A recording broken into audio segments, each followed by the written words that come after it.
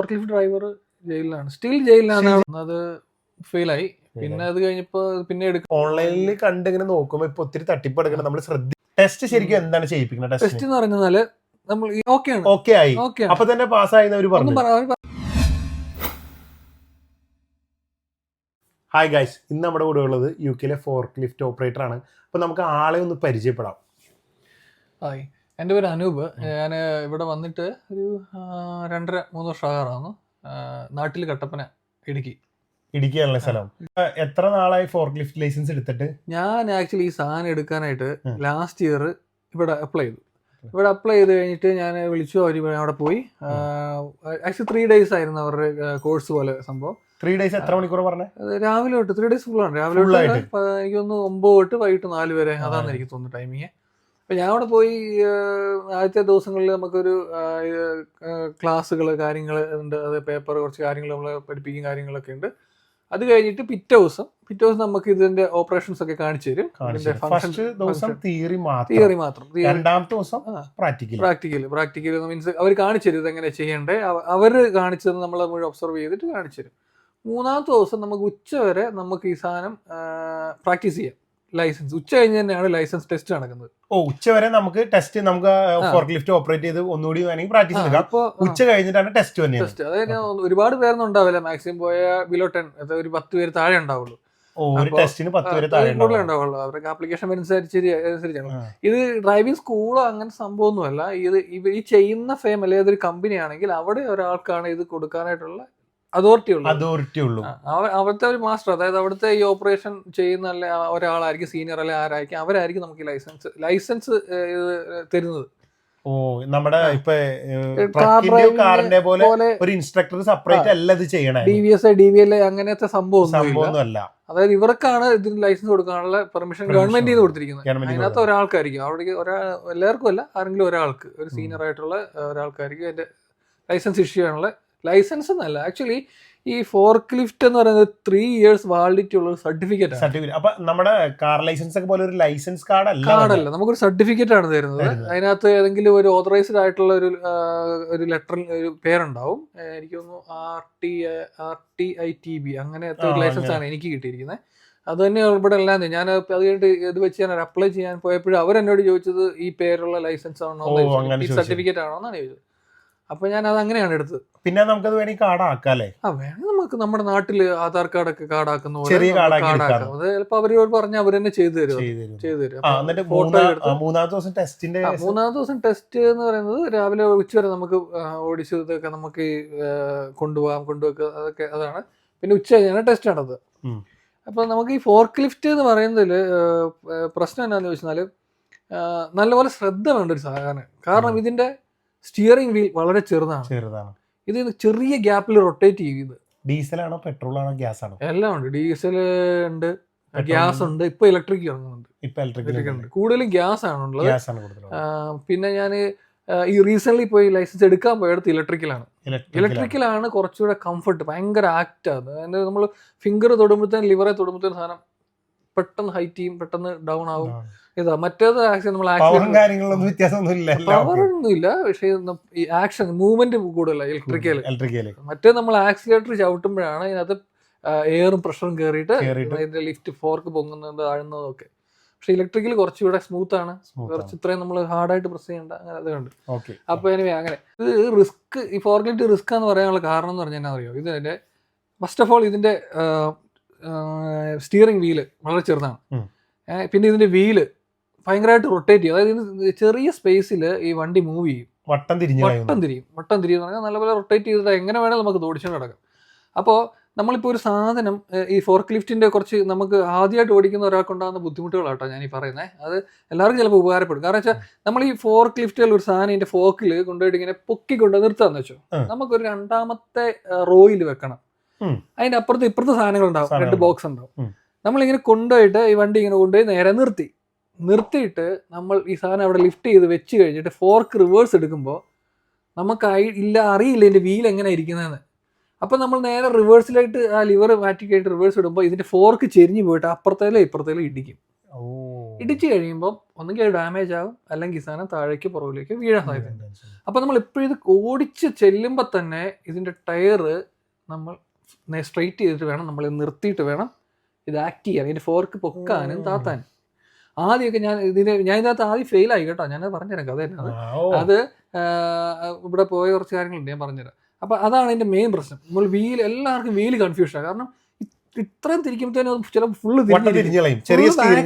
ചെറിയ ബാക്ക് അങ്ങ് ഫുള്ള് തിരിഞ്ഞിരിക്കും. പക്ഷെ നമ്മൾ റിവേഴ്സ് എടുക്കുമ്പോൾ നേരെ ഓപ്പോസിറ്റ് സൈഡിലോട്ട് അങ്ങ് പോകും. അപ്പോൾ ഇത് നമ്മുടെ ഈ പ്രോഡക്റ്റ്, അതായത് നമ്മൾ ഈ കൊണ്ടുവയ്ക്കുന്ന സാധനം വില പിടിച്ച സാധനങ്ങളാണ്, വാല്യുബിൾ ആണ് സാധനങ്ങൾ. ചിലപ്പോൾ ഒരു കമ്പനിയുടെ ഫൈനൽ പ്രോഡക്റ്റുകളാകാം, അല്ലെങ്കിൽ റോ മെറ്റീരിയൽസ് ആവാം.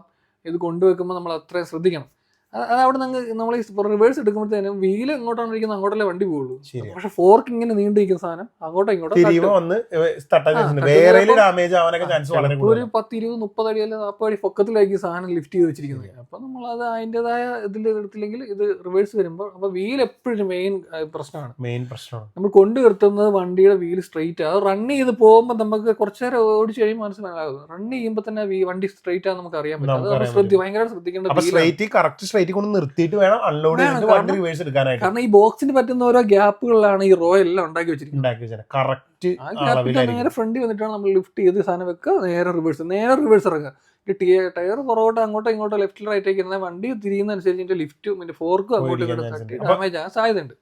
ഫസ്റ്റ് ഫെയിൽ ആയെന്ന് പറഞ്ഞാൽ അതിനെ പറ്റി ഒന്ന് പറയാം. ഫസ്റ്റ് ഫെയിൽ ആയതെന്ന് പറഞ്ഞാല് പറഞ്ഞിരുന്നത് 3 ദിവസമാണ് ക്ലാസ് ആയി, 3ാമത്തെ ദിവസം ആണ് പ്രാക്ടിക്കലി വന്നിട്ട്. പിന്നെ അതിനെ പറ്റി ഉച്ചയ്ക്ക് വരെ നമുക്കൊരു ട്രെയിനിങ് പോലെ തന്നിട്ട് ലൈസൻസിന്റെ ടെസ്റ്റ് നമ്മളിപ്പോ അതിനെന്തൊക്കെയാ ചെയ്യുന്നുള്ള കാണിച്ചു തന്നിട്ട് നമ്മളെ കൊണ്ട് 2-3 പ്രാവശ്യം ചെയ്യിപ്പിക്കും. പിന്നെ നമുക്ക് ഉച്ച കഴിഞ്ഞിട്ടായിരിക്കും നമുക്ക് അതിന്റെ ഫൈനൽ. അതിനിടയ്ക്ക് തിയറി ഉണ്ട്. എത്ര ക്വസ്റ്റ്യൻസ് വരും? അത് തിയറി എനിക്ക് തോന്നുന്നു ഒരു തിയറി 5 മാർക്കായിരുന്നു ഓരോ ക്വസ്റ്റ്യൻസ്. മൾട്ടിപ്പിൾ ചോയ്സ് ആണ്. മൾട്ടിപ്പിൾ ചോയ്സാ. ഞാൻ ആദ്യം പോയെടുത്ത എല്ലാ ആൻസേഴ്സും നമ്മൾ തന്നെയാണ് ചെയ്യേണ്ടത്. നമുക്ക് അറിയില്ലാത്തത് ക്ലാസ് തരും. എല്ലാ ഓപ്ഷൻസും അതിനകത്തുണ്ട് നമുക്ക്. പിന്നെ ഞാൻ രണ്ടാമത് പോയെടുത്ത് നമുക്ക് എന്തെങ്കിലും ഇതുണ്ടെങ്കിൽ അവർ ജസ്റ്റ് ഒന്ന് ഹെൽപ്പ് ചെയ്യുന്ന പറഞ്ഞാൽ നമുക്ക് ഒന്നുകൂടെ ക്ലിയർ ചെയ്ത് തരും ക്വസ്റ്റ്യൻ. അത് ക്ലിയർ ചെയ്ത് നമുക്ക് ആദ്യം പോയെടുത്ത കാര്യം ഫുൾ ആയിട്ട് പറയാം. 3 ദിവസം കഴിഞ്ഞിട്ട് 3-ാമത്തെ ദിവസം കഴിഞ്ഞിട്ട് ഈ സാധനം ഇത് ഓടിക്കാനായിട്ട് രാവിലെ തന്നെ തിയറി കിട്ടി. അതായത് ടെസ്റ്റിന് കയറി കഴിഞ്ഞപ്പോൾ ടെസ്റ്റ് ശരിക്കും എന്താണ് ചെയ്യിപ്പിക്കുന്നത്? ടെസ്റ്റ് എന്ന് പറഞ്ഞാല് നമ്മൾ ഈ ഇതിനൊരു ബോക്സ് ഉണ്ട്, ഒരു എന്താ പറയാ, ഒരു പാലറ്റും ഈ ഫോർക്ക് ലിഫ്റ്റ് വെക്കുന്ന ഒരു തടിയുടെ ഉള്ളൊരു ഫൈബറിന്റെ ഫ്രെയിമിനാണ് പാലറ്റ് എന്ന് പറയുന്നത്. ഈ പാലറ്റിന്റെ മേളിലായിരിക്കും പ്രോഡക്റ്റ് എന്ന് പറയുന്നത്. നമുക്കൊരു വലിയൊരു കാർട്ടൺ ബോക്സ് ആയിട്ട് കിട്ടിക്കും. ഒരു ചിലപ്പോ ഒരു 4 അടി സ്ക്വയർ പോലെ 4-5 അടി ഹൈറ്റ് അങ്ങനത്തെ ഒരു സാധനം. അത് നമ്മൾ എടുത്ത് ലിഫ്റ്റ് ചെയ്ത് പോകും. ഈ പോണ വഴികൾ അവർ നാരോ ആക്കിയിട്ടുണ്ട്. ഒന്നെങ്കിൽ കബോർഡുകൾ അല്ലെങ്കിൽ എന്തെങ്കിലും ഒക്കെ വെച്ചിട്ട് ഡിവൈഡർ ഒക്കെ വെച്ച് ഇങ്ങനെ ചെറുതായിട്ട് ഇങ്ങനെ വെച്ചിട്ടുണ്ട്. അപ്പൊ ഇതുവഴി ഇങ്ങനെ പോയിട്ട് അവർ പറയും ഇന്ന സാധനം അവിടെ നിന്ന് എടുത്ത് തിരിച്ച് ഇവിടെ വരിക, വണ്ടി എവിടെയാണ് കിടന്നത് അവിടെ വരിക, ഇത് അവിടെ നിലത്ത് വെക്കുക. പിന്നെ നമ്മൾ പ്രൊവൈഡേഴ്സ് പോയിട്ട് ഇത് എടുക്കുക, ലിഫ്റ്റ് ചെയ്യുക, ഈ കൂട് വഴി കൂടെ പോവുക. അല്ലെങ്കിൽ അവർ പറയും 2ാമത്തെ റാക്കിൽ വെക്കാൻ പറയും. 2ാമത്തെ റാക്കിൽ ഇവിടെ ഈ സൈഡിൽ വെക്കാൻ പറയും, അല്ലെങ്കിൽ അതിൽ ഗ്യാപ്പ് കാണിച്ചിട്ട് വെക്കാൻ പറയും. അവിടെ വെക്കുക. പിന്നെ റിവേഴ്സ് ഈ കൂട് വഴി കൂടെ വണ്ടി സ്റ്റോപ്പ് ചെയ്യുക. പിന്നെ അതിൽ തന്നെ പോയിട്ട് ആ സാധനം എടുക്കുക. ഈ സാധനം എടുത്ത് റിവേഴ്സ് വന്നിട്ട് ഇവിടെ വഴി ഡ്രോപ്പ് ചെയ്യുക. അപ്പൊ പോണ വഴിക്കെന്ന് പറഞ്ഞാൽ ഇതെല്ലാം ഇങ്ങനെ ടേണിംഗ് ആണല്ലോ. ടേണിംഗിന്റെ അവിടെ ഈ വണ്ടി തിരിക്കണം നമ്മൾ. അതായത് നല്ലൊരു 90 ഡിഗ്രി ഒക്കെ കട്ടിങ്സ് ഒക്കെ ഉണ്ടാവും. അപ്പൊ നമ്മൾ തിരിക്കാന്ന് പറയുമ്പോൾ നമ്മളിങ്ങനെ തിരിക്കുമ്പോൾ ഇതിന്റെ ബാക്ക് പോയിട്ട് ഈ സൈഡ് വെച്ച് ഡിവൈഡർ ഇടിക്കും. ബാക്ക് കാരണം ഫുൾ ടേണിംഗ് 90 ഡിഗ്രി ഒറ്റ ടേണിംഗ് അല്ലേ. ലോഡും വെച്ച് അല്ലാണ്ട് എങ്ങനെ പോയാൽ ഇത് ഇടിക്കും. ഇടിക്കാണ്ട് തിരിക്കണം. ഇടിച്ചാ ഫെയിൽ. അതായത് നമുക്ക് 40 മാർക്ക് കിട്ടിയാൽ നമ്മൾ ഫെയിലാണ് ഇതിനകത്ത്. 40 മാർക്ക് കിട്ടിയ 40 മാർക്ക്. അതായത് ഇപ്പൊ പോണ വഴിക്ക് ഒന്ന് ഇടിച്ചു, നമുക്കൊരു 5 പോയിന്റ് കിട്ടി. സന്തോഷമല്ല, കിട്ടുമ്പോ അവർക്ക് സന്തോഷമാണ്. അത് പോയി. അപ്പൊ 5 കിട്ടിയാ പോയെന്നാണ്. ഇനി 35 കൂടെ ഉള്ളൂ. അവിടെയാണ് ഈ പ്രശ്നം. പിന്നെ ഇത് വേറെ പ്രശ്നം. ഇതിന്റെ ശ്രദ്ധ എന്ന് പറയുന്നത് എപ്പോഴും നമ്മൾ സറൗണ്ടിങ് ചെക്ക് ചെയ്യണം. നമ്മൾ എന്ത് ആക്ട് ചെയ്യുന്നതിന് മുമ്പും ഇതിന് ചുറ്റും എപ്പോഴും നോക്കണം. ഞാനൊരു ഡൗട്ട് ചോദിച്ചോട്ടെ. നമ്മൾ കാറ് സ്റ്റാർട്ട് ചെയ്ത് എടുക്കുമ്പോൾ നമ്മളിങ്ങനെ നോക്കൂല, ഈ ഫസ്റ്റ് ലെഫ്റ്റ് സൈഡിലെ കണ്ണാടി, മിഡിൽ, അത് നമുക്ക് നോക്കണം കാറിൽ കിട്ടാനായിട്ട്. അതുപോലെ ഇവിടെ ഇതിനകത്ത് ഇവിടെ കാർ എടുക്കുമ്പോൾ മാത്രം നോക്കിയാൽ മതി. ഇത് വണ്ടിയിൽ നമ്മൾ എന്ത് ചെയ്യുമ്പോഴും നോക്കണം. ഫോർക്ക് ലിഫ്റ്റില് എന്ത് ചെയ്താലും നമ്മൾ നോക്കണം. അതായത് നമ്മൾ ഫോർക്ക് ലിഫ്റ്റിൽ കയറുന്നതിനും ഒക്കെ ഇറങ്ങുന്നതിനും ഉണ്ട് കേട്ടോ ഒരു പ്രൊസീജിയർ. നമുക്ക് ചാടി ഇങ്ങനെ കയറി ഇരുന്നിട്ട് അങ്ങ് ഇറങ്ങാൻ പറ്റില്ല. അത് നമ്മൾ സീറ്റ് ബെൽറ്റ് ഇല്ലല്ലോ. സീറ്റ് ബെൽറ്റും ഉണ്ട്. സീറ്റ് ബെൽറ്റ് ഞാൻ ഇലക്ട്രിക് വണ്ടി സീറ്റ് ബെൽറ്റ് ഇട്ടാലേ സ്റ്റാർട്ട് ആവുള്ളൂ. അങ്ങനെയാണ്. ഇത് നമ്മൾ കയറുമ്പോ ആദ്യം ഇതിന്റെ വണ്ടിയുടെ ബോഡിയെ ടച്ച് ചെയ്യാൻ പാടില്ല. ഇതിൽ പിടിക്കുന്ന ഹാൻഡിൽ ഉണ്ടല്ലോ, അവിടെ പിടിക്കുക, അല്ലെങ്കിൽ ഒന്നൊരു സീറ്റേ പിടിക്കുക. കയറുന്ന ഇങ്ങനെ തന്നെ കയറുക, അതുപോലെ തന്നെ ഇറങ്ങുക. നമുക്ക് ഇങ്ങനെ തിരിഞ്ഞ് ഇങ്ങനെ ഇറങ്ങി വരാൻ പറ്റില്ല. ഇതിന് മാർക്കില്ല, പക്ഷെ അവർ ഒബ്സർവ് ചെയ്യും. ഇത് അങ്ങനെ തന്നെ കയറുക, അങ്ങനെ തന്നെ ഇറങ്ങുക. കയറി ഫസ്റ്റ് നമ്മൾ സീറ്റ് ബെൽറ്റ് ഇടുക. സീറ്റ് ബെൽറ്റ് ഇട്ടിട്ട് വേണം സ്റ്റാർട്ട് ചെയ്യാനായിട്ട്. സ്റ്റാർട്ട് ചെയ്ത് കഴിഞ്ഞിട്ട് നമ്മൾ ഇത് ലിവറാണല്ലോ, ഇത് ഒരു നമ്മുടെ സ്റ്റിയറിംഗിന്റെ അടിയിൽ തന്നെ ഉള്ള ലിവറാണ്. ഇത് മുന്നോട്ട് ഇട്ട് മുന്നോട്ട് പോകും, നടുക്ക് ന്യൂട്രൽ, റിവേഴ്സിന്റെ ബാക്ക്, അതാണ്. അപ്പൊ നമ്മള് ന്യൂട്രലാണ് വണ്ടി കിടക്കുന്നത്. നമ്മള് ഫസ്റ്റ് ഇടുന്നു. ഫസ്റ്റ് ഇട്ട് മുന്നോട്ട് ഫോർവേഡ് ഇടുന്നതിന് മുമ്പ് നമ്മൾ സറൗണ്ടിങ്സ് ചുറ്റും ശ്രദ്ധിക്കണം. എല്ലാവരും ശ്രദ്ധിക്കണം. അത് കഴിഞ്ഞിട്ടാണ് നമ്മൾ ഫോർവേഡ് ഇടുന്നത്. ഫോർവേഡ് ഇട്ട് കഴിഞ്ഞിട്ട് നമ്മൾ ഹാൻഡ് ബ്രേക്ക് റിലീസ് ചെയ്യണം. ബ്രേക്കിൽ അപ്പോൾ ആക്സിലേറ്ററും ബ്രേക്കും ഉള്ളൂ. എന്നിട്ട് നമ്മൾ അപ്പോഴും തിരിഞ്ഞു നോക്കണം. ഫോർവേഡ് ഇട്ട് കഴിഞ്ഞിട്ട് തിരിഞ്ഞു നോക്കണം. തിരിഞ്ഞു നോക്കിയില്ല 5 പോയിന്റ് പിന്നെയും പോകും. അപ്പോൾ 10 പോയിന്റ് പോകും. പിന്നെ ഈ സാധനം കൊണ്ടുവന്ന കഴിക്കുക അവിടെ ഇവിടെ തട്ടിയാൽ പോയി. പിന്നെ അത് ലിഫ്റ്റ് ചെയ്യുന്നു. നമ്മൾ അവിടെ നിന്ന് ലിഫ്റ്റ് ചെയ്ത് പോകുമ്പോൾ കറക്റ്റായിട്ട് അവിടെ വെക്കാൻ പറ്റിയില്ല. നമ്മൾ ഈ പോകുന്ന ലിഫ്റ്റ് ചെയ്ത് കഴിയുമ്പോൾ അപ്പുറത്തേത്തിൽ മുട്ടി 5 പോയിന്റ്. കറക്റ്റായിട്ട് വെച്ചു. റിവേഴ്സ് എടുക്കുമ്പോൾ ഈ ഫോർക്ക് അപ്പുറത്തേത്തെ മുട്ടി 5 പോയിന്റ്. ഈ വെക്കുന്ന ലോഡ് അപ്പുറത്ത് പോയിട്ട് പുറകിൽ ചിലപ്പോൾ അടുത്ത ലോഡ് കാണും, അവത്തെ പോയി ഇടിച്ച 5 പോയിന്റ്. അപ്പൊ കറക്റ്റ് ആ സ്ക്വയറിനകത്ത് വെക്കണം. അപ്പൊ ഇങ്ങനെ കളിച്ച് പിടിച്ച് എനിക്കൊരു 40 പോയിന്റ് കിട്ടി. 40 അല്ല, അതിൽ കൂടുതൽ പോയി. അപ്പൊ അങ്ങനെ ഞാൻ ആദ്യം ഫെയിലായി. അതാണ് ഫെയിലാൻ കാരണം. എത്ര പൗണ്ടായിരുന്നു ഇവിടെ എടുക്കണേന്? ഇവിടെ ഞാൻ 750 പൗണ്ടാണ് കൊടുത്തത്. 750 പൗണ്ട്. അത് കഴിഞ്ഞിട്ട് ഞാൻ അവരോട് ചോദിച്ചു, പിന്നെ എനിക്കൊന്നുകൂടെ ചാൻസ് തരുമോന്ന് ചോദിച്ചപ്പോൾ സെയിം എമൗണ്ട് പേ ചെയ്യാൻ പറഞ്ഞോണ്ട് വീണ്ടും 750 പേ ചെയ്യാൻ, ഒരു 1 ഡേ ട്രെയിനിങ് കൂടെ അറ്റൻഡ് ചെയ്യാൻ അവരെന്നോട് 750 പേ ചെയ്യാൻ പറഞ്ഞു. അതോടെ എനിക്കിത് ഇതൊരു എടുക്കണം എന്നുള്ള വാശിയായി. അതോടെ ഞാൻ പോന്നു. 750 പൗണ്ട് എന്ന് പറഞ്ഞാൽ നാട്ടിലെ ഏകദേശം 75,000 രൂപ മുകളിലാണ് ഇന്ത്യൻ രൂപയിൽ നമ്മൾ നോക്കുമ്പോ. 2 പ്രാവശ്യം കൊടുക്കാന്ന് പറയുമ്പോ നല്ലൊരു എമൗണ്ട് ആയി നമുക്കത്. വന്ന സമയം കൂടാണല്ലോ വന്നൊരു ഫെയിലായിട്ട് അവർ ഒരു തരത്തില് അന്ന് തന്നെ ഒരു ടെസ്റ്റ് ഒന്നും തന്നില്ല. കാരണം DVLയുടെ ടെസ്റ്റ് ഒന്നും അല്ലല്ലോ, അവർ എന്ത് ചെയ്തിട്ടും തന്നില്ല. പിന്നെ വീണ്ടും 750 പൗണ്ട് തന്നെ അടക്കേണ്ടി വന്നു. ഞാൻ പറഞ്ഞു 250 ഞാൻ പേ ചെയ്യാന്ന് പറഞ്ഞു. അല്ലാണ്ട് 500 പേ ചെയ്യാൻ. ഓൾറെഡി പഠിച്ച് തിയറി പാസ്സായണല്ലേ, അപ്പൊ പിന്നെ ഒരു ടെസ്റ്റിന് അവർ തന്നില്ല. 500 പേ ചെയ്യാന്ന് പറഞ്ഞു. എന്നിട്ട് അവർ തന്നില്ല. ഇനി ട്രെയിനിങ് വേണമെങ്കിൽ 750. എനിക്ക് 3 ദിവസം ട്രെയിനിങ് വേണ്ട, 1 ഡേ ട്രെയിനിങ്. പ്രോപ്പർ ഇംഗ്ലീഷുകാരാണ്, ഒരു വിട്ടുവീഴ്ചയും ചെയ്യത്തില്ല. ഇംഗ്ലീഷുകാരുടെ ട്രെയിൻ സ്കൂൾ തന്നെയായിരുന്നല്ലേ. അത് കഴിഞ്ഞിട്ട് ബ്രോ എന്ത് ചെയ്ത്? അത് കഴിഞ്ഞിട്ട് ഇപ്പൊ ഓൾറെഡി ഫെയിലായി. അപ്പൊ ഇതാണ് അതിന്റെ ഇഷ്യൂസ് മനസ്സിലായല്ലോ. ഇത് പിന്നെ റിവേഴ്സ് എടുക്കുമ്പോൾ ഇതിന്റെ ഫോർക്ക് അങ്ങോട്ടും ഇങ്ങോട്ട് പോയി തട്ടുന്ന എല്ലാം നമുക്ക് മാർക്ക് പോകാൻ ചാൻസസ് വളരെ കൂടുതൽ. പിന്നെ എന്താണെന്ന് വെച്ചാൽ റിവേഴ്സ് എടുക്കുമ്പോഴും ന്യൂട്രൽ ഇടുമ്പോഴും ഫോർവേഡ് പോകുമ്പോഴും എല്ലാം നമ്മൾ തിരിഞ്ഞു നോക്കണം. എനിക്ക് ഏറ്റവും കൂടുതൽ മാർക്ക് പോയി തിരിഞ്ഞു നോക്കാത്തന്നെ. നമ്മൾ ഓർക്കണം, നമ്മൾ ഈ നമ്മുടെ ഇരിക്കുന്ന ഈ ലോഡിൽ നല്ല നമ്മൾ ഈ പ്രോഡക്റ്റിൽ കോൺസെൻട്രേറ്റ് ചെയ്ത് പോകുമ്പോൾ നമ്മൾ ഈ ഒന്ന് തട്ടുക, ഒരു ചെറിയ ലിവർ അങ്ങോട്ട് പോയിട്ടുമ്പോൾ തിരിഞ്ഞു നോക്കുന്ന കാര്യം നമ്മൾ ശ്രദ്ധിക്കത്തില്ല. അവിടെ എല്ലാം അത് വിട്ടുപോകും. അങ്ങനെയാണ് പോയിന്റ്സുകൾ ഇങ്ങനെ കയറി 45 അത് മേളിൽ പോയി എനിക്ക്. അപ്പം അതങ്ങനെ ഫെയിലായി പോയി. അത് കഴിഞ്ഞിട്ട് ഞാൻ ഇവിടെ ലാസ്റ്റ് വിട്ടില്ല, അത് കഴിഞ്ഞിട്ട് ഒരു 1 ഇയർ കഴിഞ്ഞു. കഴിഞ്ഞിട്ടാണ് എനിക്ക് പിന്നെ എനിക്ക് സമയവും കാര്യങ്ങളും ഒക്കെ എടുത്ത്. എന്നാലും ഞാൻ മൈൻഡിൽ ഉണ്ടായിരുന്നു ഇത് എങ്ങനെയും എടുക്കണം എന്നുള്ള. ലൈസൻസ് എല്ലാം എടുക്കുക എന്നുള്ള ഒരു ക്രൈസ് ഉള്ളത് ഇതെങ്ങനെയും എടുക്കണം ഇങ്ങനെ ഇരിക്കുമ്പോഴാണ് ഒരു ഓഫർ പോലെ ബർമിംഗാമിൽ നിന്നൊരു ഇത് കാണുന്നത്. നൈറ്റ് ഞാനിങ്ങനെ അവരുടെ ഒരു ആഡ് കാണുന്നു. അപ്പം ഞാൻ അവർക്ക് ചുമ്മാ മെസ്സേജ് ഇട്ടു, ഓക്കെ ഐ എം ഇൻട്രസ്റ്റഡ് എന്നും പറഞ്ഞുകൊണ്ട് മെസ്സേജ് ഇട്ട് കഴിഞ്ഞപ്പോൾ അവരെനിക്ക് വാട്സാപ്പിൽ മെസ്സേജ് ഇട്ടു. എക്സ്പീരിയൻസ് ഉണ്ടോ എന്ന് ചോദിച്ചു. എക്സ്പീരിയൻസ് ഉണ്ടോ എന്ന് പറഞ്ഞാൽ നമുക്ക് ഇതിപ്പോൾ അറിയാലോ, പരിപാടി ഓപ്പറേറ്റ് ചെയ്യേണ്ടതെന്ന് അറിയാം, എങ്ങനെ എവിടെ തിരിക്കണമെന്ന് അറിയാം. അപ്പോൾ പിന്നെ ഞാൻ പറഞ്ഞു ഓക്കെ എനിക്ക് ജസ്റ്റ് അറിയാമെന്ന് പറഞ്ഞു, ഓപ്പറേറ്റ് ചെയ്യാൻ അറിയാമെന്ന് പറഞ്ഞു. അപ്പോൾ ഓക്കെ ഓപ്പറേറ്റ് ചെയ്യാൻ അറിയാമെന്ന് ചോദിച്ചാൽ ഓപ്പറേറ്റ് ചെയ്യാൻ അറിയാമെന്ന് പറഞ്ഞു. അങ്ങനെയാണെങ്കിൽ വരാൻ പറഞ്ഞു. സൺഡേ നമ്മളൊരു പ്രോഗ്രാം പോലെ കണ്ടക്ട് ചെയ്യുന്നുണ്ട്. സൺഡേ വരുന്നവർക്കെല്ലാം നമുക്കൊരു വളരെ കുറഞ്ഞ 300 ആണെന്നിരിക്കും, 300 പൗണ്ടിൽ നമ്മളൊരു സെറ്റ് ചെയ്യുന്നുണ്ട് എന്ന് പറഞ്ഞപ്പോൾ ഞാൻ രാവിലെ തന്നെ അപ്ലൈ ചെയ്ത് വെളുപ്പിന് ഇവിടെ നിന്ന് 4 മണിയായപ്പോൾ പോയി. അല്ല എത്ര ദിവസത്തെ ക്ലാസ് പറഞ്ഞവര്? വൺ ഡേ പ്രോഗ്രാം ട്രെയിനിങ് അറിയാന്ന് പറഞ്ഞുകൊണ്ട് വൺ ഡേയിൽ തരാന്ന് പറഞ്ഞു. അറിയാത്തവർക്ക് ഒരിക്കലും വൺ ഡേയിൽ കിട്ടില്ല. പക്ഷെ എന്റെ കൂടെ വന്നിട്ട് അറിയാന്ന് പറഞ്ഞവര് ഫെയിൽ ആയി പോയിട്ടുണ്ടോ കൂടത്തി വന്നവര്? അറിയാന്ന് പറഞ്ഞിട്ട് ഇതുപോലെ വന്നിട്ട് ഫെയിൽ ആയി, ഒട്ടും അറിയാത്തവർ ഈ പാക്കേജ് എടുത്ത് വന്നിട്ട് ഫെയിൽ ആയിട്ട് പോയിട്ടുണ്ട്. അവർക്ക് പിന്നെ അവരെന്താ ബെർമിംഗ്ഹാമില്. ഇത് എവിടത്തെ ഫൈൻഡ് ചെയ്ത? നെറ്റിൽ നിന്ന് ഫൈൻഡ് ചെയ്ത? ഓൺലൈനിൽ കണ്ട ഞാൻ. പക്ഷെ ഓൺലൈനിൽ കണ്ട് ഇങ്ങനെ നോക്കുമ്പോൾ ഇപ്പൊ ഒത്തിരി തട്ടിപ്പ് എടുക്കണം. നമ്മൾ ശ്രദ്ധിക്കണം. പൈസ അവിടെ ചെന്നിട്ട് ഡയറക്റ്റ് കൊടുക്കാനേ നിൽക്കണ്ടേ. നമ്മൾ ഇപ്പോഴേ സെൻഡ് ചെയ്ത് കൊടുക്കരുത്. കാരണം ഒരുപാട് തട്ടിപ്പെടുന്നുണ്ട്. കറക്റ്റ് അവിടെ ചെന്ന് ഡ്രൈവിംഗ് സ്കൂളിൽ ഫൈൻഡ് ചെയ്തിട്ട് വേണം പൈസ കൊടുക്കാൻ. അല്ലാണ്ട് ഒരുപാട് പേർക്ക് പണി കിട്ടിയിട്ട് എനിക്ക് മെസ്സേജ് പറ്റിപ്പോയി ഓഫർ പറഞ്ഞിട്ട് കാറിന്റെ ഇതുപോലെയൊക്കെ പറഞ്ഞു. എനിക്ക് ആ പുള്ളി അന്നേരം തന്നെ പേഴ്സണൽ നമ്പറിൽ നിന്ന് തന്നെ വാട്സപ്പിൽ നിന്ന് മെസ്സേജ് ഇട്ടു. ജെന്യൂനാന്ന് തോന്നി. കാരണം പിന്നെ ഞാൻ അവരുടെ പ്രൊഫൈലിൽ കയറി ചെക്ക് ചെയ്തപ്പോ കമന്റുകളെല്ലാം നോക്കി. അപ്പൊ ഇംഗ്ലീഷുകാർ, ലേഡീസ്, അതൊക്കെ അവിടെ നിന്ന് എടുത്തവരൊക്കെ കുറെ ഒരുപാട് പേരുണ്ടല്ലോ. കമന്റ് എടുക്കുള്ള നല്ല ട്രെയിനിങ് ആണ്, അതാണ് ഇതാണെന്നൊക്കെ പറഞ്ഞു. അപ്പൊ പിന്നെ ഞാൻ ഓക്കെ എന്താ ഞാൻ രാവിലെ തന്നെ വിട്ട് 4:30 പോയി വീട്ടിൽ നിന്ന് ഇറങ്ങിപ്പോയി. നേരെ ഒരു 8 മണി 4:30 5 മണിയൊക്കെ തന്നെ ഞാൻ ഇവിടുന്ന് വിട്ട് രാവിലെ അവിടെ ചെന്നു. അത്യാവശ്യം ഏരിയ ഉണ്ട്, വണ്ടികളുണ്ട്. ഇംഗ്ലീഷുകാരുടെ അല്ല, ഇംഗ്ലീഷുകാരുടെ എനിക്ക് തോന്നുന്നത് പാകിസ്ഥാൻ അല്ലെങ്കിൽ അങ്ങനെ ഒരു അങ്ങനത്തെ ടച്ചുള്ള ആൾക്കാരുടെ, നമ്മുടെ ആൾക്കാരുടെ അല്ല അങ്ങനെ. പക്ഷെ ഇംഗ്ലീഷുകാരനാണോ ട്രെയിനിങ് കൊടുക്കുന്നത്? ട്രെയിനിങ് ഉണ്ട്. പിന്നെ അവിടെ ഫോർക്ക് ലിഫ്റ്റ് അല്ലാണ്ട് വണ്ടി എന്ന് പറഞ്ഞ വേറൊരു സാധനം ഉണ്ട് അവിടെ. വെയിറ്റ് കൂടുതൽ എടുക്കുന്നതും വണ്ടി ഇങ്ങനെ നിന്നാലും നമുക്ക് ഇവിടുന്നും എടുക്കാം.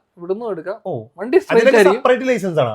അതിന് പേയ്മെന്റ് കൂടുതൽ, ലൈസൻസ് സെപ്പറേറ്റ് കൂടുതൽ. ഫോർക്ക് ലിഫ്റ്റിനാണ് ഈ റേറ്റ് പറഞ്ഞത്. ഈ ഫോർക്ക് ലിഫ്റ്റിന് എത്ര ടണ്ണേജ് എടുക്കാം എന്നുള്ള ഒരു 35 അങ്ങനെ എന്തോ അതിനകത്ത് സർട്ടിഫിക്കറ്റ്. അപ്പൊ രാവിലെ ബ്രോ അവിടെ എത്തി കഴിഞ്ഞിട്ട് നമുക്കിത് അറിയാന്ന് പറഞ്ഞാണല്ലോ പോയത്. ഇവിടുത്തെ മലയാളീസ് ഇല്ലായിരുന്നു. ഒരു സ്റ്റുഡന്റ് ഉണ്ടായിരുന്നു, ആന്ധ്രാക്കാരൻ ഒരു പയ്യൻ ഉണ്ടായിരുന്നു. അവനപ്പോ ഈ ക്ലാസ് കഴിഞ്ഞിട്ട് സ്റ്റേ ബാക്കിൽ നിൽക്കുമ്പോൾ അവൻ ഇങ്ങനെ ഒരു കമ്പനിയിലാണ് വർക്ക് ചെയ്തോണ്ട്.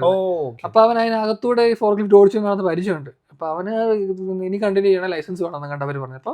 പക്ഷെ അവൻ എക്സ്പീരിയൻസ് ഉണ്ട്, നല്ലല്ലോ ഡ്രൈവ് ചെയ്തു. സ്റ്റുഡൻസ് പിള്ളേർക്ക് നോക്കാവുന്ന ഒരു കാര്യമാണ്. ഇപ്പൊ സ്റ്റേ ബാക്ക് ടൈമിൽ ഒരു ഫോർക്ക് ലിഫ്റ്റ് ലൈസൻസ് എടുത്തിട്ട് ഏതെങ്കിലും ഇതുപോലുള്ള യാർഡിൽ കമ്പനികളിൽ കയറി കഴിഞ്ഞാൽ സുഖ പരിപാടിയാണ്, നല്ല പേ ഉള്ള കാര്യമാണ്. എന്നിട്ട് അവിടെ ഞാൻ അവിടെ ചെന്നു.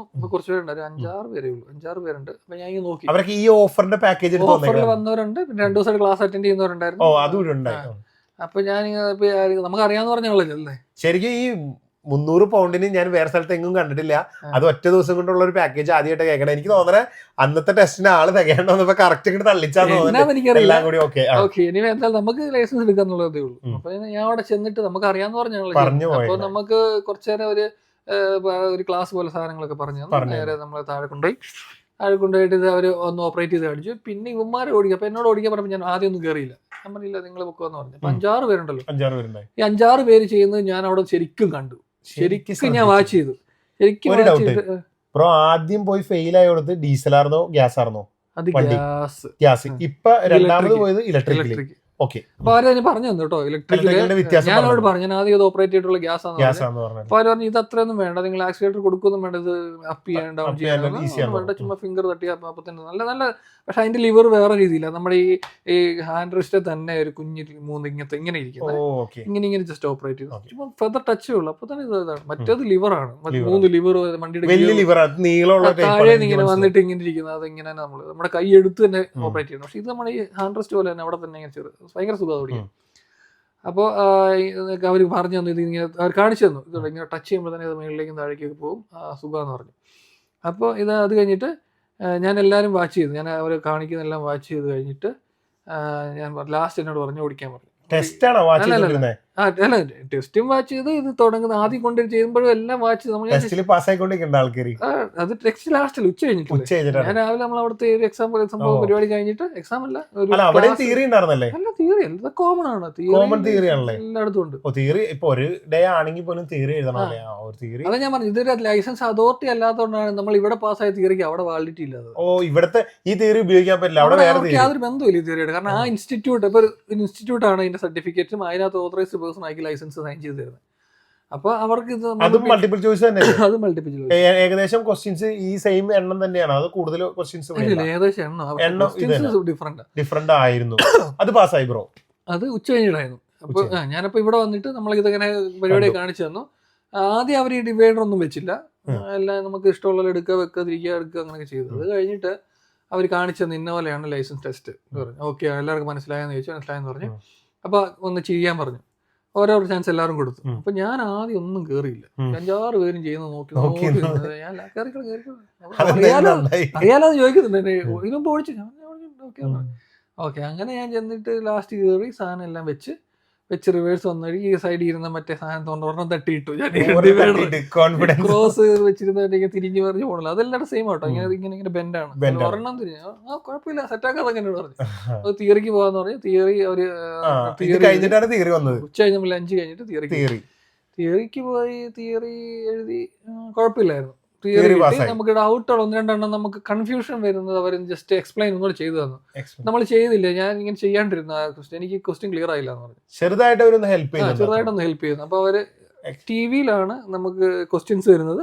പിന്നെ കുറച്ച് പേപ്പേഴ്സും ഉണ്ട്. നമുക്ക് അറിയില്ലാത്ത സാധനത്തിന് അവര് കാണിച്ചു ടിവിയില് ക്വസ്റ്റ്യൻ എടുത്തിട്ട് അവർ വായിച്ചു. ഇന്നാണ് മനസ്സിലായോ, ഇന്ന് അത് എന്നാ നിങ്ങളൊന്ന് ആലോചിച്ച് നോക്ക് എന്നൊക്കെ നമ്മളൊന്ന് ഹെൽപ്പ് ചെയ്യും. ഓക്കെ, അപ്പൊ തിയറി പാസ്സായി. ടെസ്റ്റ് വന്നിട്ട് ഞാൻ ആദ്യം ചെയ്തില്ല. അപ്പോഴും ഞാൻ പുറകെ നിന്നു. എങ്ങനെയാ സ്ട്രിക്റ്റ് ആണോ എന്താ നമുക്ക് അറിയില്ല. ഇതെങ്ങനെയാ ലാസ്റ്റ് ചിലപ്പോ രാവിലെ തൊട്ട് ചിരിച്ചോണ്ടിരിക്കും. ഇവിടുത്തെ ആൾക്കാർ അങ്ങനെയാണ്, എല്ലാം കഴിയും. ടെസ്റ്റ് എല്ലാം കഴിയുമ്പോ try next time best of luck എന്ന് പറയാം. അത്രേ ഉള്ളൂ. അതുവരെ അവർ ചിരിക്കുമ്പോ കാർ ലൈസൻസ് ആണല്ലോ നമ്മൾ വണ്ടിയുടെ ഓരോ ഇറങ്ങി കഴിയുമ്പോഴേക്കും പറഞ്ഞു തോറ്റ് കേട്ടോ എന്ന് പറയും. എന്റെ ചാൻസ് വന്നു, ഞാൻ കയറി. കുഴപ്പമില്ലാതെ എല്ലാം ചെയ്തു. ഒരിടത്ത് മാത്രം ഒരു സാധനം എടുത്തോണ്ട് വെച്ചത് വളരെ പെർഫെക്റ്റ് ആണെന്ന് പറഞ്ഞ പുള്ളി. വെരി ഗുഡ്, നൈസ് ആയിട്ടുണ്ടെന്ന് പറഞ്ഞു. അല്ല, ഓരോ സെക്ഷൻ ആയിട്ടാണ്. ഓരോ സെക്ഷൻ എന്ന് പറഞ്ഞാൽ ഞാൻ മുമ്പേ പറഞ്ഞില്ലേ, ആദ്യം വണ്ടി എടുക്കുക, ഇവിടെ വെക്കുക, ഈ സാധനം കൊണ്ടുപോവുക, അവിടെ വെച്ചിട്ട് റിവേഴ്സ് വരിക. ഒരെണ്ണം കഴിഞ്ഞു. അത് കഴിഞ്ഞത്തേനും അടുത്ത സെക്കൻഡിൽ തന്നെ അടുത്തൊരു തോളം പറയും. അത് തന്നെ ഈ ലോഡ് എടുത്ത് ഒന്നെങ്കിൽ അതിലറിയും രണ്ടാമത്തെ റാക്കിൽ വെക്കുക. രണ്ടാമത്തെ റാക്കിൽ രണ്ടാമത്തെ സ്പേസിൽ വെക്കുക. അല്ലെങ്കിൽ അത് മൂന്നാമത്തെ എടുത്ത് താഴെ വെക്കുക. എവിടെ വെക്കുന്ന ഈ സാധനം ഈ ചെറിയ വഴി കൂടെ റിട്ടേൺ ഇവിടെ വരണം. ഇവിടെ വന്ന് ഈ ലോഡ് വെക്കണം. ലോഡ് വണ്ടി അതിൽ നിന്ന് ഫ്രീ ആക്കണം. അത് കഴിഞ്ഞിട്ട് നമ്മൾ ഈ ഫോർക്കിൽ സാധനം അപ്പ് ചെയ്യണം. അതുകൊണ്ട് ഈ ലോഡ് എടുത്തുകൊണ്ട് ഇതുമായിട്ട് ഇത് ഈ വഴി കൂടെ പോയി അവിടെ കൊണ്ടുവെക്കണം. അവർ പറയുന്നിടത്ത് വെക്കണം.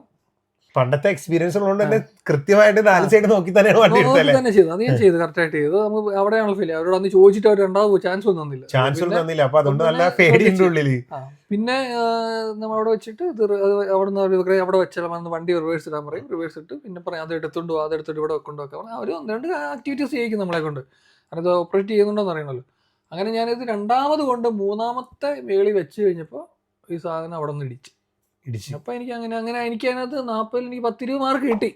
അവിടെ ഒന്ന് മറിഞ്ഞു വീണില്ല. പാലറ്റ് പോയി എന്റെ ബാക്ക് പോയി തട്ടി. 40 പോയിന്റ് വരെ കിട്ടാം. എത്ര പോയിന്റ് വരെ കിട്ടിയ ഫെയിലാണ്. 40 കിട്ടിയ ഫെയിൽ. അപ്പൊ 35 വരെയൊക്കെ പാസ്സാവും.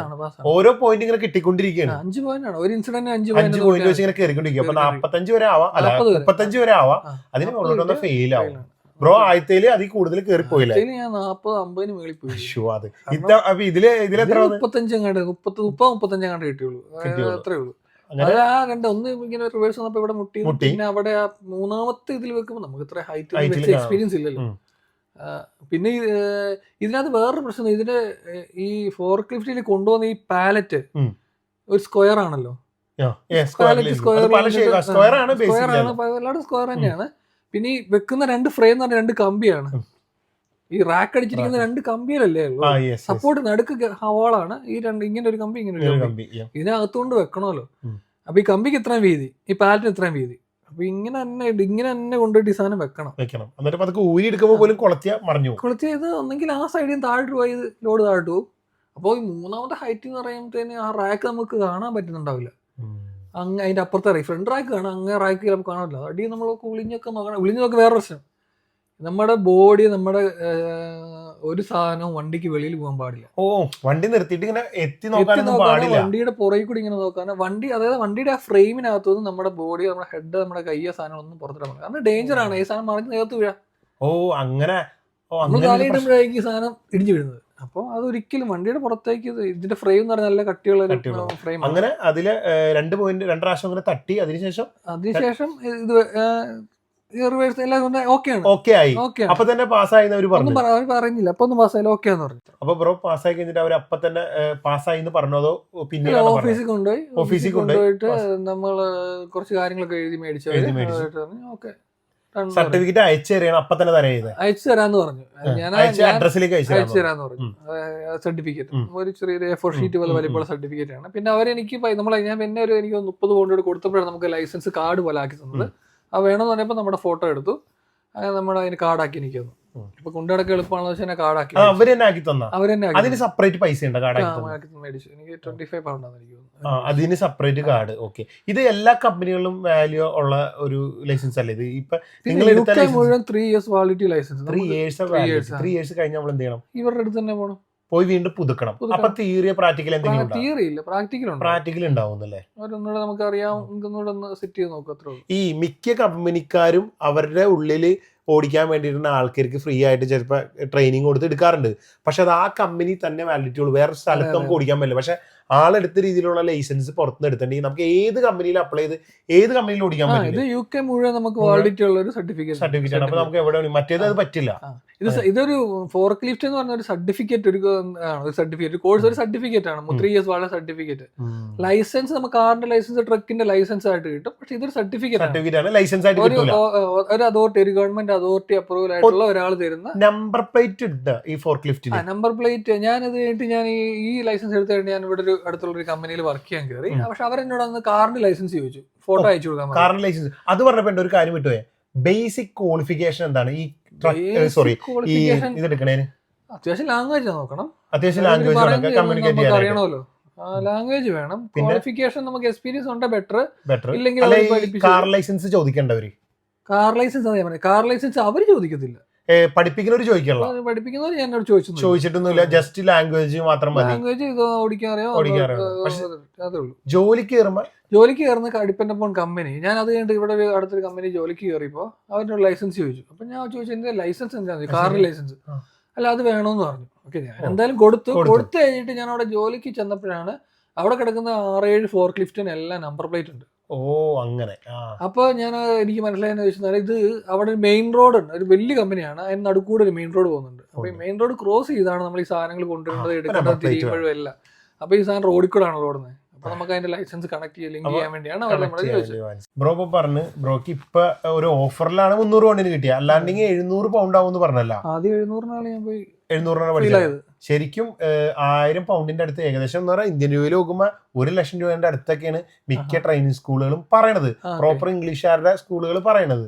അപ്പൊ ഈ ഇത്രയും പൈസ കൊടുത്ത് ബ്രോ എടുത്തതിന് അത് എങ്ങനെയാണ് വെറുത്തുണ്ട്? നല്ല സാലറി പാക്കേജും കാര്യങ്ങളൊക്കെ ഒന്ന് പറയാമോ? ഇതിന്റെ സാലറി ഉണ്ട്, ഇല്ലാന്ന് പറയാം. സാലറി ഉണ്ട്. സാലറി എന്ന് പറഞ്ഞാൽ മിനിമം 15 ഒക്കെയാണ് സ്റ്റാർട്ടിങ്ങിൽ വരുന്നത്. 17 പൗണ്ട് 19 പൗണ്ട് ഒക്കെ കൊടുക്കുന്നത്. നൈറ്റ് ഷിഫ്റ്റ് ഒക്കെ 19 കൊടുക്കുന്ന അതൊക്കെ ഉണ്ട്. പിന്നെ ഓവർ ടൈം കൂടെ വരുമ്പോഴത്തേനും കിട്ടുന്ന ഇരട്ടി വരും. 19 എന്ന് പറയുന്നതിനും അതിന്റെ ഓവർ ടൈം നോക്കിയിട്ട് 30, 35, 40 പൗണ്ട് ഒക്കെ കൊടുക്കുന്ന കമ്പനികളുണ്ട് നൈറ്റ് ഓവർ ടൈം ചെയ്യുമ്പോൾ. അപ്പൊ വർത്താണ്. ജോബ് കിട്ടാനായിട്ട് എക്സ്പീരിയൻസ് ഉണ്ടെങ്കിൽ കുറച്ചുകൂടെ, ഇപ്പൊ അത് ഏത് ജോലിക്കായാലും എക്സ്പീരിയൻസ് ഉണ്ടെങ്കിൽ കിട്ടാൻ കുറച്ചുകൂടെ എളുപ്പമാണ്. ചോദിക്കണ്ട എക്സ്പീരിയൻസ് മെയിൻ ആയിട്ട്. എക്സ്പീരിയൻസ് അങ്ങനെ ചോദിക്കുന്നില്ല. പിന്നെ നമ്മള് ഉണ്ട്, നമ്മൾ അതിനകത്ത് നമുക്ക് പ്രീവിയസ് എക്സ്പീരിയൻസ് ഉണ്ടോ നമ്മൾ ഈ ആപ്ലിക്കേഷനിൽ ചോദിക്കുന്നുണ്ടല്ലോ. അപ്പൊ വേണമെങ്കിൽ നമുക്ക് വെക്കാം. പിന്നെ നമ്മൾ ആൾക്കാരെ എടുക്കുന്നുണ്ട്, ഇപ്പോഴും ആൾക്കാരെ എടുക്കുന്നുണ്ട്. നമുക്ക് ജോലിക്ക് പോവാം, ജോലി ഉണ്ട്. കൂടുതൽ ഇംഗ്ലീഷുകാരാണ് ഞാൻ പോയിടത്തൊക്കെ കണ്ടിട്ടുള്ളത്. ചിലപ്പോൾ നമ്മുടെ ആൾക്കാർ ഇതിനകത്തേക്ക് വരാത്തതുകൊണ്ടായിരിക്കാം.